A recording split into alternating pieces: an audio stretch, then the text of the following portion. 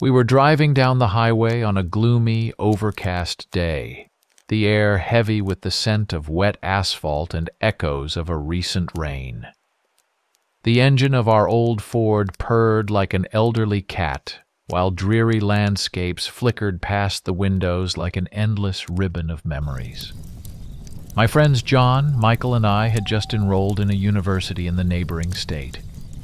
This was our first major journey, and although we were all a bit nervous, the car was filled with a calm silence, broken only by the rustle of tires on the asphalt and occasional sighs.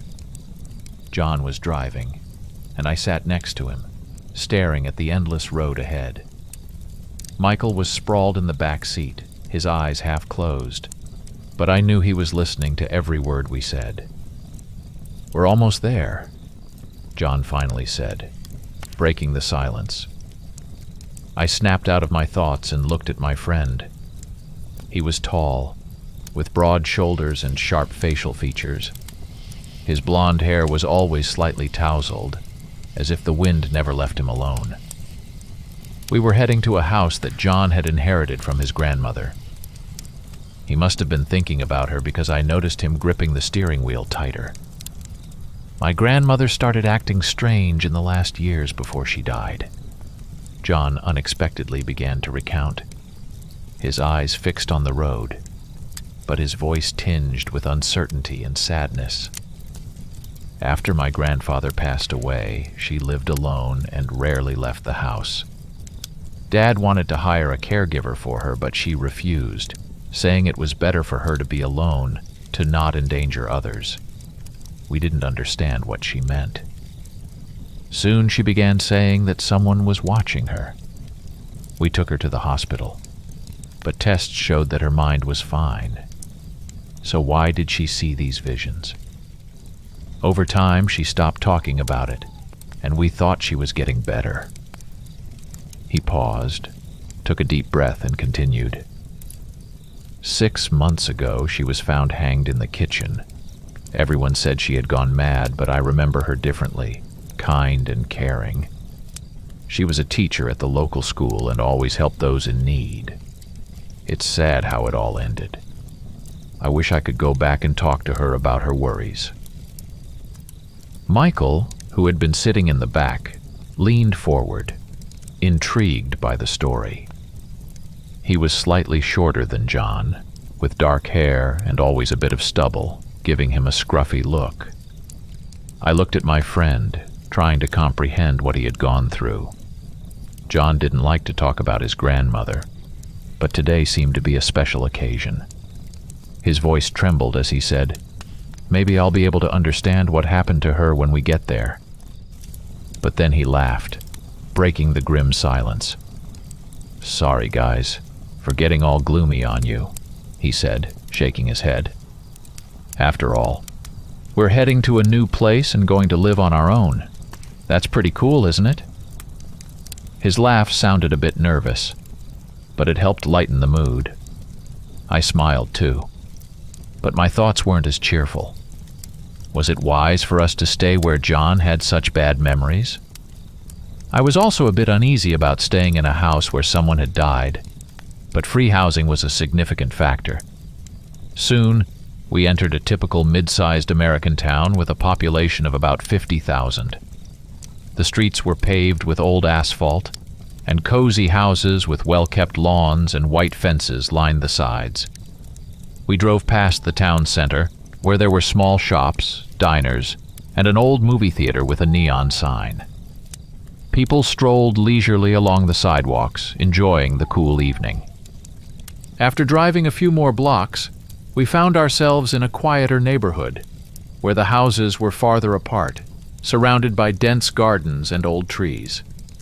Finally, John turned onto a narrow gravel road, leading to our new home. It was a 2-story house with a simple yet elegant design. The walls were painted light gray, and the roof was covered with dark shingles, a small garden with flower beds struggling for survival among the weeds spread around the house. The facade featured large windows, framed in white, through which the evening sun's light streamed in. A veranda stretched along the front of the house, supported by slightly weathered but still sturdy wooden columns. On the veranda were two old rocking chairs, seemingly waiting for their owners to share stories of bygone times. We approached the massive front door, and John pulled a key from his pocket. He hesitated for a moment, as if gathering his courage, before inserting the key into the lock. The door creaked open with a long, mournful groan as we stepped inside. The house smelled of dust and old wooden floors that had long been neglected. The first thing we saw was a spacious hallway with a high ceiling.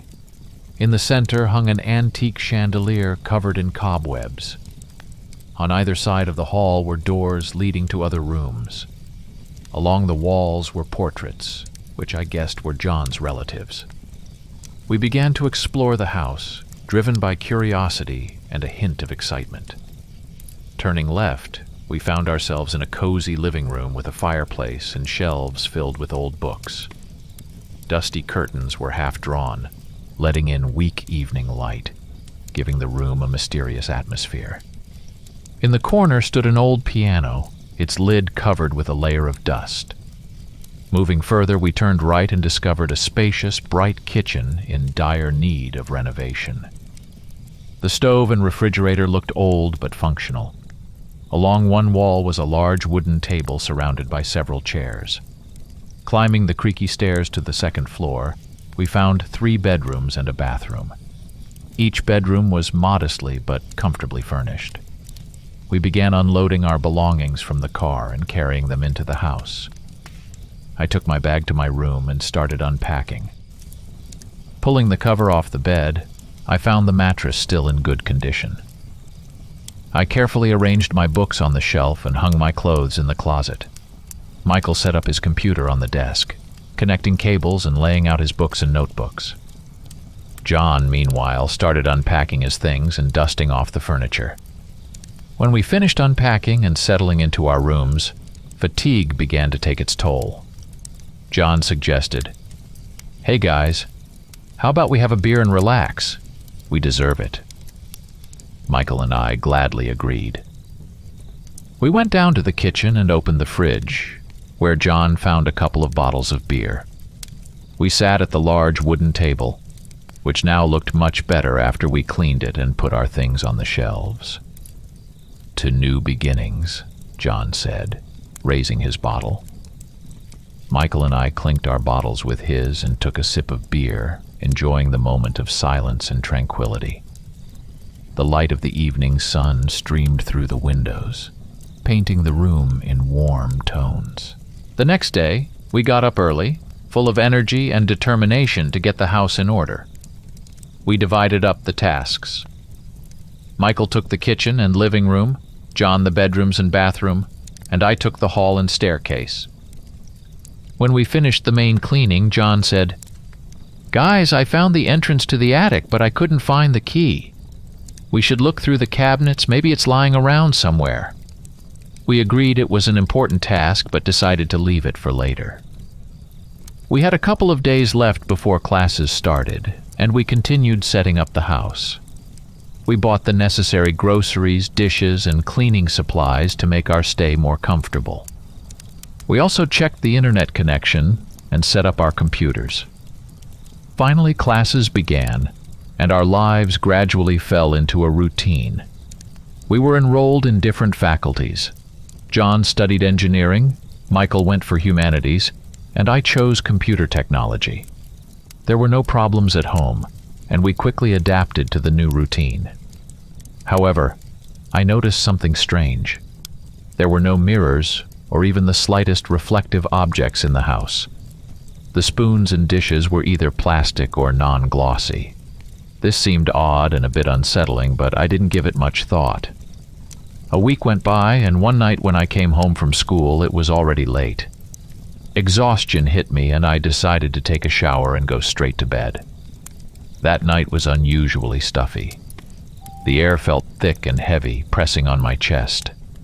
I lay in bed, tossing and turning, trying to find a comfortable position, but it was hard to breathe. Suddenly, I heard footsteps in the attic. At first I thought I imagined it, but the sound repeated, clear and insistent. These were light but distinct steps, as if someone was slowly walking in the attic. My heart started to beat faster and I couldn't sleep. Gathering my courage, I got out of bed and went to check what was happening. Climbing the creaky stairs, I saw a lock hanging on the attic door. This seemed strange to me. If the lock was in place, who or what could have been making those sounds? I stood there for a few minutes, listening to the silence. The footsteps had stopped, and the house was quiet again. I thought perhaps I had just imagined it, and returned to my room. However, the feeling of unease didn't leave me. I tried to calm myself, convincing myself that it was just my imagination, brought on by exhaustion and the stuffy air. Returning to bed, I couldn't sleep for a long time, listening to every rustle. Finally, worn out by anxiety and trying to explain the strange sounds, I fell into a restless sleep. But deep down, I had a sense that something was wrong in the house, something we had yet to uncover. The next day, I didn't tell the guys about the previous night, afraid of seeming strange. I never believed in ghosts or anything supernatural, and my nature was always to seek rational explanations. So I decided to find out what had happened the night before. Perhaps a raccoon had gotten into the attic or something similar. Going outside, I walked around the house, inspecting it from all sides and trying to see the roof, but I saw nothing unusual. Then I asked the guys if they had found the attic keys. They shook their heads, and I decided to drop the subject. Another week passed without anything unusual happening, but one day when I came back from school, I found John in the kitchen. He was sitting at the table, staring into space, looking like his soul was somewhere far away. His face was pale, his eyes wide open and full of horror. He didn't react to my arrival, as if he were in a trance. "John, what's wrong?" I asked, approaching him. He didn't answer. I looked at the table and saw a spoon I had recently bought lying next to him. In its dull reflection, I didn't notice anything strange, but something about the scene sent a chill down my spine. John suddenly shuddered as if waking from a nightmare. His eyes slowly focused on me, but they still held a trace of mad terror. Did you see it?" he croaked, his voice hoarse and broken. "See what?" I asked, feeling my anxiety grow. "In the reflection," John whispered, his voice trembling. "There was something creepy. It was staring at me from that damn spoon." His hands were shaking, and I noticed beads of sweat forming on his forehead. John looked like he had spent the night in a nightmare from which he couldn't wake. His hair was disheveled, and his shirt was wrinkled, as if he hadn't slept all night and had spent it tossing and turning. I didn't know what to say. My mind was racing with thoughts of what it could be, but no rational explanation came to mind. "Maybe you need to rest," I suggested, trying to speak in a soothing tone. John nodded, but his eyes were still full of fear. He slowly got up, and I helped him to his room. When he lay down, I returned to the kitchen to take another look at the spoon. In its dull reflection, I again saw nothing strange, but the feeling of unease didn't leave me. When Michael came back, I told him what had happened with John, and we went to check on him. John was sleeping in his bedroom, but his sleep was restless. He was covered in sweat, tossing and turning, repeating, "No, no, no." Then he screamed and started breathing rapidly. We rushed to him, asking what was wrong, but he looked at us with terrified eyes and didn't respond. We helped him up and guided him to the kitchen, where we poured him some water. John looked at the glass warily, but trembling, he took it and drank it all in one gulp. "Come on, buddy, tell us what happened," I said, looking him in the eyes. John sighed and, dropping his shoulders wearily, said, "If I tell you, you probably won't believe me. Just tell us, I insisted. John sat up straighter as if preparing for an important speech and began to speak. I came back from school and decided to do some cleaning, John started, his voice quiet but tense. While cleaning the closet, I found an old box of keys. Among them was one that looked unusual. I immediately thought of the attic and decided to check if this key would fit. John paused, as if gathering his thoughts, then continued. I went up to the attic and tried the key in the lock. It fit. When I opened the door, it was dark and dusty inside. I took a flashlight and started inspecting the space. In the corner, I saw an old chest. It looked like it hadn't been touched in years. John fell silent again, his gaze growing more troubled. I approached the chest and opened it. Inside were old books, photographs, and a mirror, a small oval mirror with a carved frame. I picked it up, and when I looked at the reflection, I saw not only my face. There was something else, a dark figure with glowing eyes. He froze, his eyes widening in horror, as if reliving the moment. That figure, it was staring right at me, and I felt a chill run down my spine. I dropped the mirror and ran out of the attic, locking the door behind me. But the worst part is that now I see that creature in every reflection, John finished, looking at us with fearful eyes, expecting us not to believe him. And indeed I didn't. I thought he had started to lose his mind. And to my shame, I remembered his grandmother. Could it be hereditary? Michael tried to calm our friend, saying everything was okay, and asked if John wanted to go to the hospital, but John shook his head. I knew you wouldn't believe me. Then Michael said, "Okay, you said the mirror is in the attic. We'll go and take a look." John grabbed his hand. "Are you crazy? I wouldn't wish this on anyone, especially you guys. Don't go up there." But Michael pulled away and said, "Don't worry. I don't think there's anything there." I nodded in agreement, and we decided to go up to the attic. We climbed the creaky stairs, each step sounding like a sinister warning. John followed behind, pleading with us not to do this, but his words went unheeded.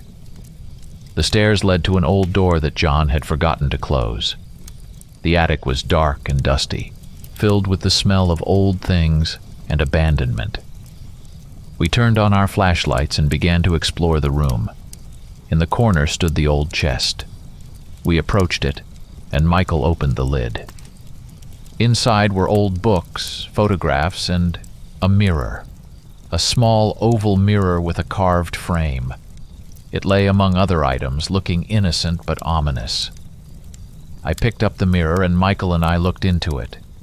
At first nothing happened besides our reflections, but then bloody numbers began to appear on the surface. First 663. Then it quickly disappeared and 664 appeared. We nearly dropped the mirror in surprise. Suddenly we heard heavy breathing and a wheezing sound echoing through the attic. We turned around but saw nothing. The sound seemed unreal, as if it was coming from the mirror itself. We looked back at the mirror, and what we saw made our hearts stop.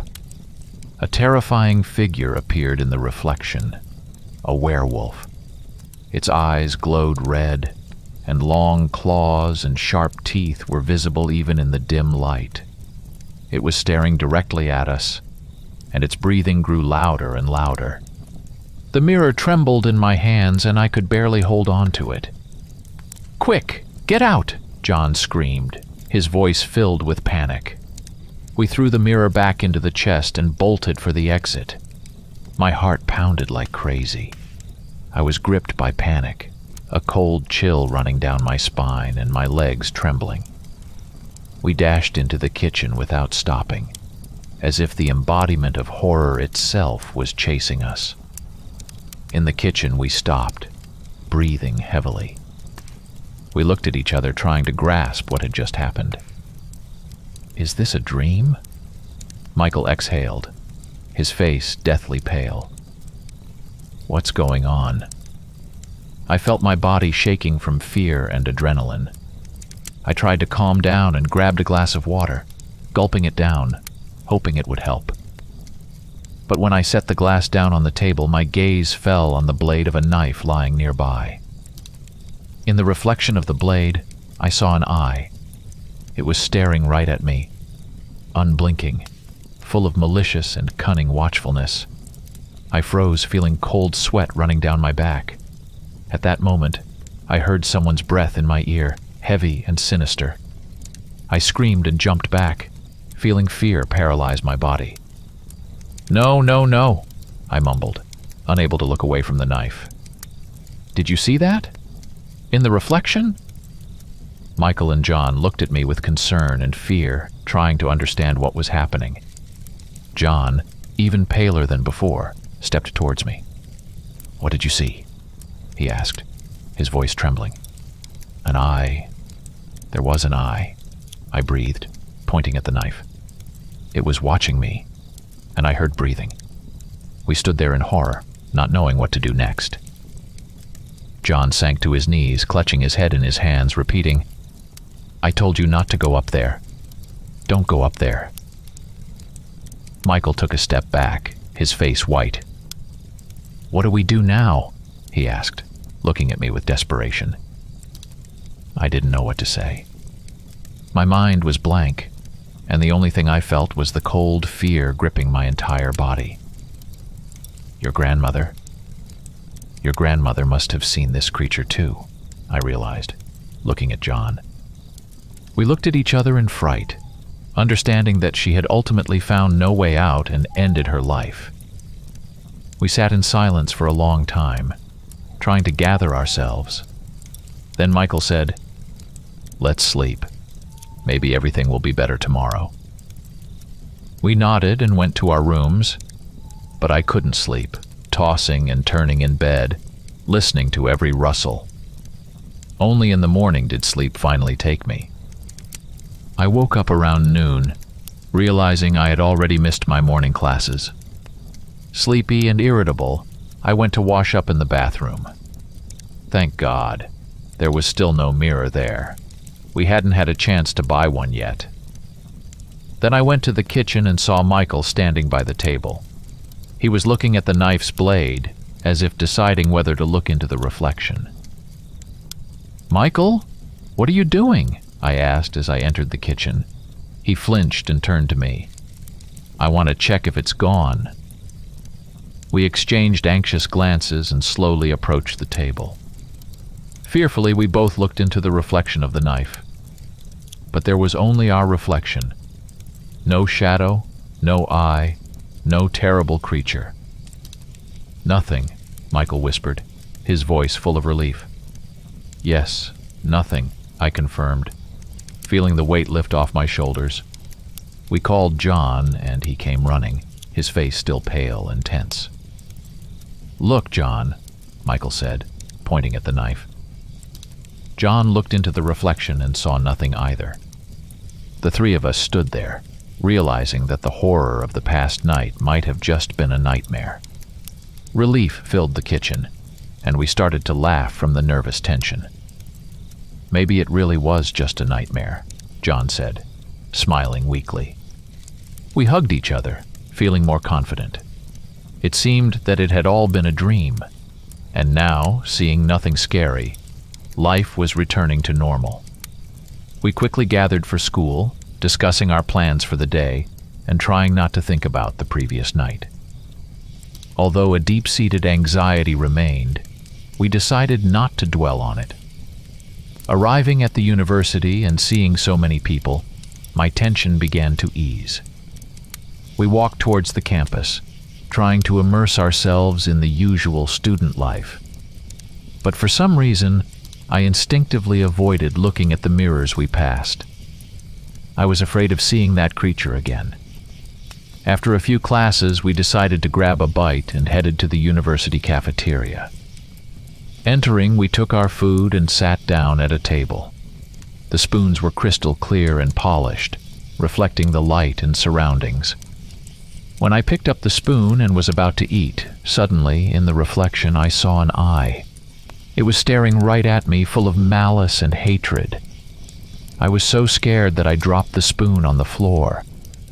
My friends turned to me, their faces full of concern. Michael, noticing my reaction, cautiously looked at his spoon.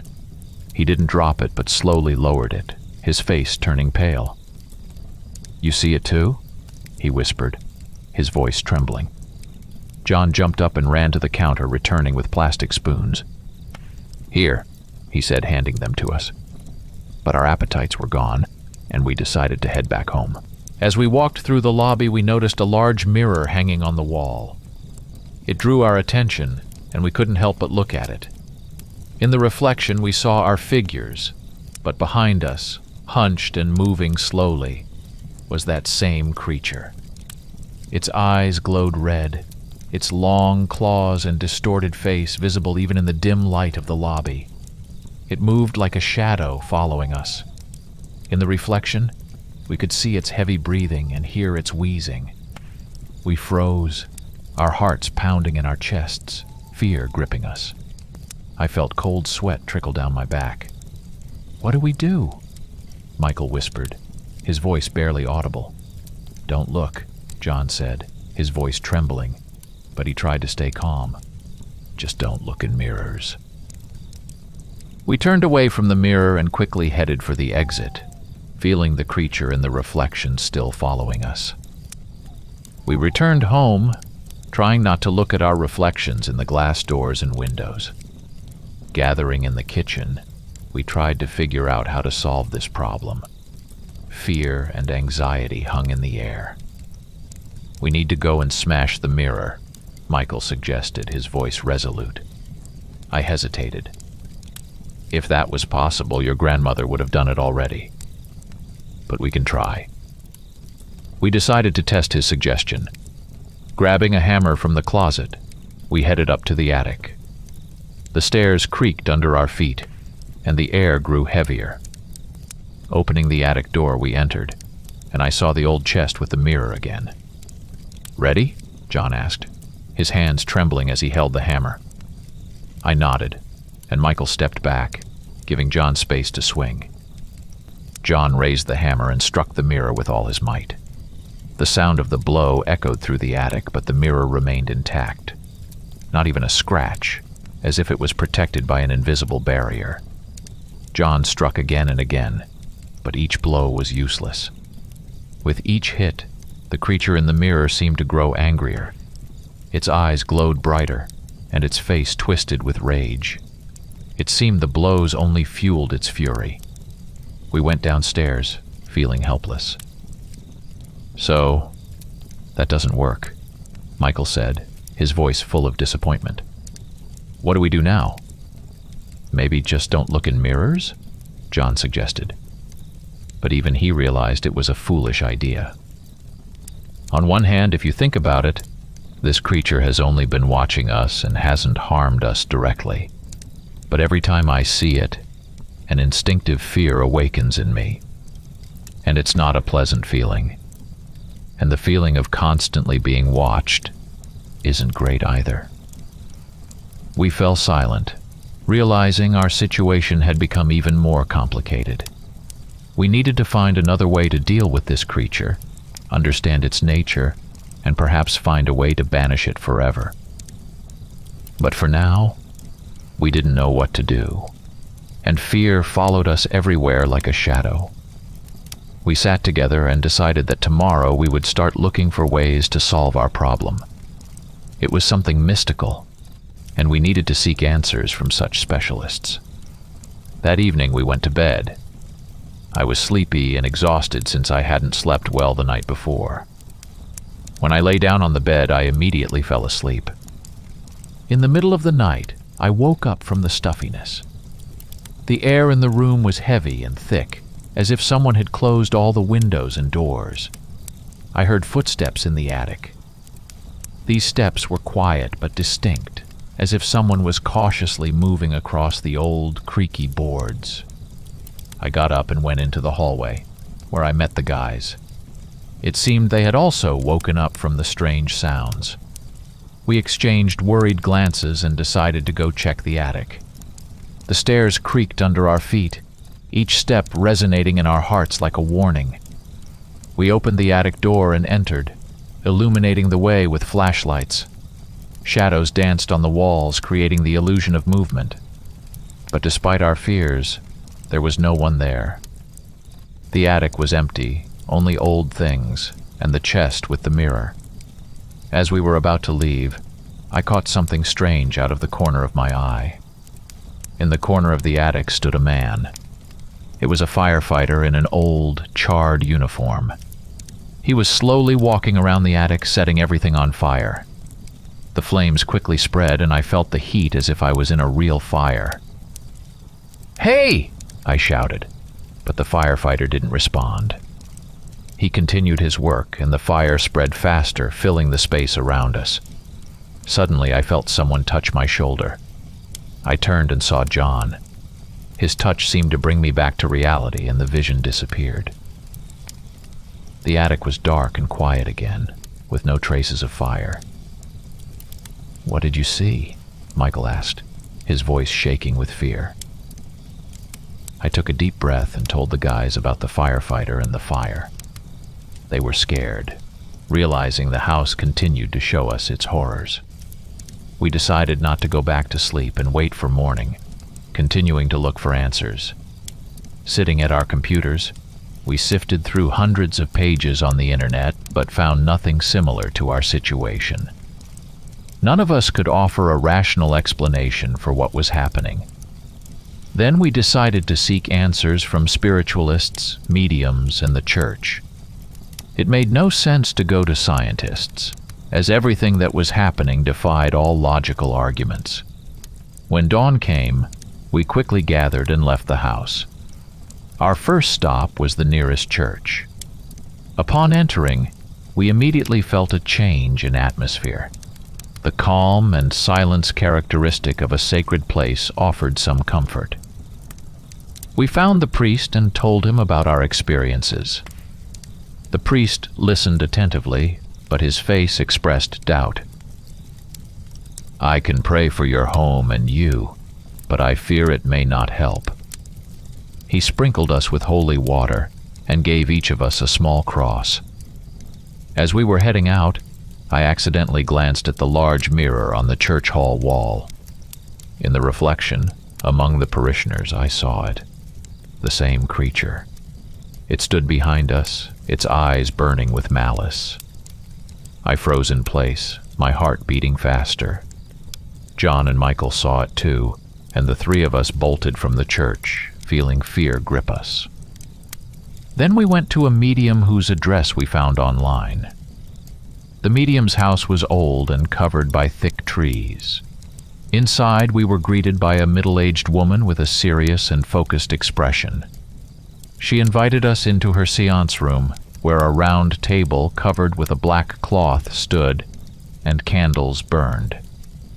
The medium listened to our story, then closed her eyes and began to move her hands slowly over the table. "I feel a dark presence," she said, "but I cannot banish it from here. You need to seek help from stronger specialists." We thanked her and left, feeling even more dejected. All day we searched for other mediums and spiritualists, but most of them seemed like charlatans. Some offered expensive cleansing rituals, others gave advice that sounded absurd and ridiculous. We returned home, exhausted and disappointed, not knowing what to do next. This time we decided to sleep in the living room, trying to ignore the sounds that might disturb us. We placed all 3 mattresses on the floor and tried to make ourselves as comfortable as possible. Despite our fear and anxiety, we slowly drifted off to sleep. In the morning, someone rang the doorbell. We woke up, still groggy, and went to answer it. A woman in her 40s, dressed in ordinary travel clothes, stood at the door. She wore large glasses and had a slightly anxious expression on her face. "Hello? Does Mrs. Grayson live here?" she asked, looking around at us. We exchanged surprised glances and said, "Mrs. Grayson died 6 months ago. Did you know her?" The woman was visibly shocked. "She died? My God. I didn't know. I've been abroad all this time." We invited her in and she showed us a letter. "I found this letter only yesterday and came here right away," she said, handing us the envelope. We read the letter, and inside it talked about the mirror and the creature. There were details that no one but us could know. The letter warned of the evil contained in the mirror and the need to find a way to banish it. "What do you know about this?" John asked, looking at the woman. "My name is Emily," the woman began, adjusting her large glasses. "I've been studying paranormal phenomena for a long time. In my youth, I came across a story about a mirror that brought death to others. This story started in ancient Rome and stretched through the centuries, leaving a trail of destruction and tragedy. Eventually, this trail led me here, to the USA." We listened to her, holding our breath, as Emily continued. "The mirror we're talking about has a very ancient and grim history. It was first mentioned in the Chronicles of Ancient Rome, where it was believed to belong to a priest who used it for necromancy rituals. They say the mirror was created using dark magic, and the souls of fallen warriors who were trapped in its glass. After the fall of Rome, the mirror disappeared for several centuries, but it resurfaced in the Middle Ages. In the 13th century in England, it ended up in the hands of an alchemist who tried to use it to achieve immortality. Instead, the mirror brought him madness and death. The alchemist perished in a fire that destroyed his laboratory, but the mirror remained unscathed. Over the following centuries, the mirror passed from hand to hand, each new owner suffering from terrible visions and horrific misfortunes. In 18th century France, it belonged to an aristocrat who went insane and killed his entire family before taking his own life. In the 19th century, the mirror ended up in Russia, where it caused mass hysteria in an aristocratic family. At the beginning of the 20th century, the mirror disappeared for several decades, but in the 1950s it reappeared, this time in the USA. Over the last few decades, the mirror has moved around constantly, leaving a trail of destruction and tragedy. Eventually, it ended up with your grandmother, Mrs. Grayson. Emily looked at us with a serious expression. "I don't know exactly what the nature of this mirror is," she said, "but I would like to see it myself. Maybe then I can understand more." We tried to dissuade her. "It's too dangerous," John began, but she insisted. "If I don't see the mirror myself, I can't help you," she said firmly. We exchanged worried glances, but eventually agreed. We took her to the attic. The stairs creaked under our feet, and the air grew heavier as we ascended. When we got there, I opened the chest and pulled out the mirror. Emily watched it closely, trying not to show her fear. When she looked at it, the number 665 appeared on its surface first. Emily frowned, her face growing pale. In the next second, the creature appeared in the mirror, a monster with glowing eyes and a distorted face, its claws visible even in the dim attic light. Emily screamed and stumbled back, dropping the mirror. We caught her to keep her from falling. "This is horrifying," she whispered, her voice trembling. "Now I understand what we're dealing with." We went back downstairs and Emily looked distressed. She sat in a chair holding her head. "This is worse than I thought," she said. "The number 665 puzzled me. I'm afraid that if we see the number 666, it could mean something much more sinister." "What does 666 mean?" Michael asked, his voice filled with anxiety. 666 is the number of the beast mentioned in the Bible, in the book of Revelation. Emily explained. It's associated with the Antichrist and demonic forces. If this number appears in the mirror, it could mean that the evil contained within it has reached its full power. This could lead to catastrophic consequences not only for you, but for everyone around. We listened to this with shocked faces. Suddenly, Emily pulled out a mirror from her bag, and when she looked at its surface, her face instantly turned pale. The monster appeared in the mirror, the same terrifying image with glowing eyes and a distorted face. She barely held onto the mirror, her hands shaking with fear. Emily quickly put the mirror back in her bag, her breathing unsteady. "What do we do?" John asked, his voice tense with stress. Emily just shook her head, panic and worry in her eyes. "I'll try to figure out how to deal with this," she said, standing up. "For now, stay here and under no circumstances show the mirror to anyone else. It could be very dangerous." We watched as she left the house, her steps quick and determined. We felt helpless, left in a house full of secrets and horrors, not knowing what to do next. Emily promised to return with answers, and we could only hope that she would find a way to deal with this evil. Time passed slowly, and the fear of the unknown gripped us again, leaving a sense that the worst was yet to come. Emily was gone for a couple of days. We held on, though at night we heard various frightening sounds, footsteps, rustling, quiet knocks. These sounds heightened our tension and fear, but we tried not to panic. On the third evening, she returned. We saw her from the window and hurried to open the door. Emily looked exhausted, her eyes shadowed, and her face pale. She entered the house, barely able to stand. "Water, I need some water," she said, and we hurried to get her a glass. She drank it greedily, and setting the empty glass aside, took a deep breath. "It's hard not to look at reflections," she began. "Mirrors are everywhere, and that creature was constantly watching me. But I found out about a ritual. I don't know if it will help us, but we must try." We listened intently, realizing this might be our only chance. "We need to prepare. Take the mirror. We're going to the garden," Emily said. We quickly grabbed the cursed object, careful not to look at it. Then we went out to the garden, where there was enough space for the ritual. "This ritual is from Christian culture," Emily began to explain. "We need to create a protective circle, sanctify it, and recite exorcism prayers.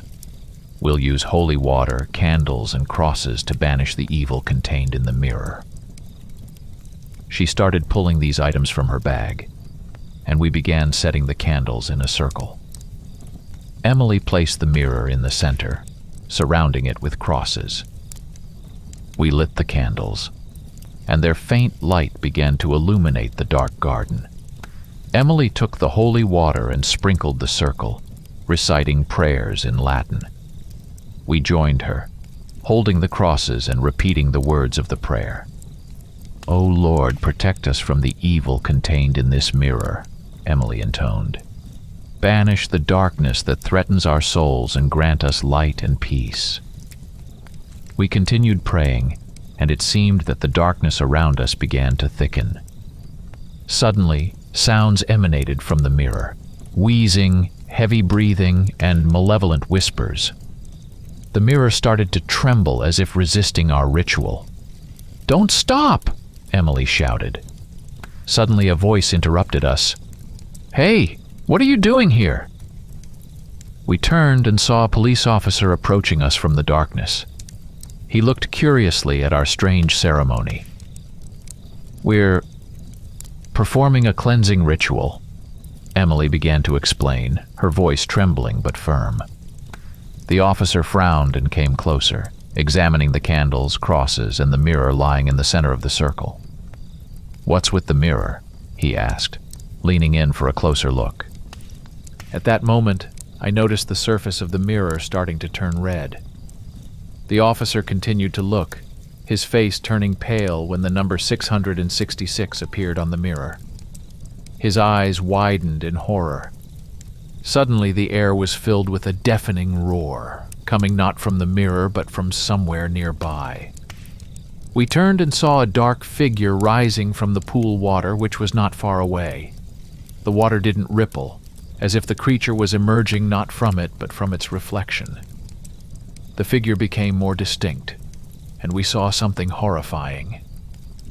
It was a creature with long, clawed limbs covered in black fur.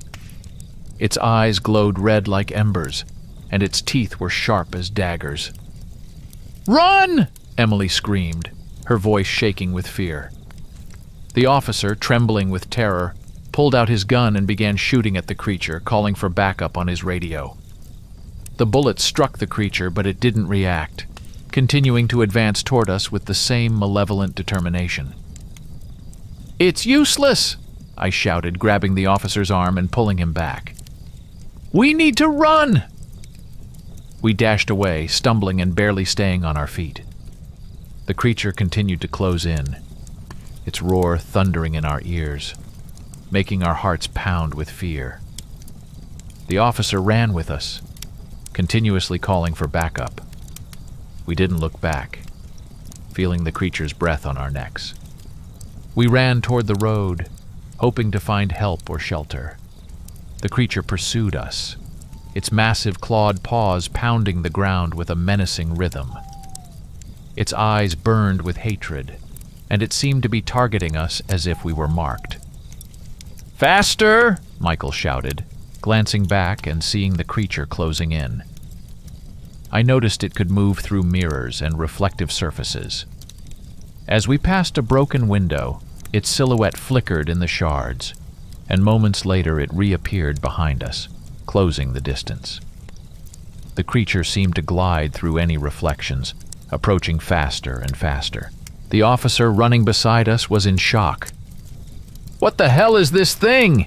he shouted, but none of us could answer. Our hearts raced, our breath was ragged. We burst onto the road and saw headlights in the distance. "There!" I shouted, pointing to the approaching car. But the creature was too close. Its roar grew louder, and suddenly it vanished, only to reappear in the reflection of the side mirror of the passing car. The vehicle swerved, the driver lost control, and the car crashed into a tree with a loud crack. We kept running, barely keeping our footing. The creature didn't relent, its roar growing louder and more menacing. We ran, not looking back, but I knew it was getting closer. I turned to Emily and shouted, "This thing won't leave us. Any ideas?" Emily held her head, trying to concentrate. Then her eyes widened and she shouted, "We need to try smashing the mirror while the creature isn't around." We decided to split up. John, Emily, and I ran back toward the house, hoping the creature wouldn't follow us. We sprinted down the street, our hearts pounding with fear and adrenaline. It seemed the creature had stayed behind, chasing the others. But as we approached the house, terror gripped me. The creature was perched on the roof, its eyes glowing red, and it seemed to know our plan. It looked down at us, its claws exposed, ready to attack. My heart froze at the sight.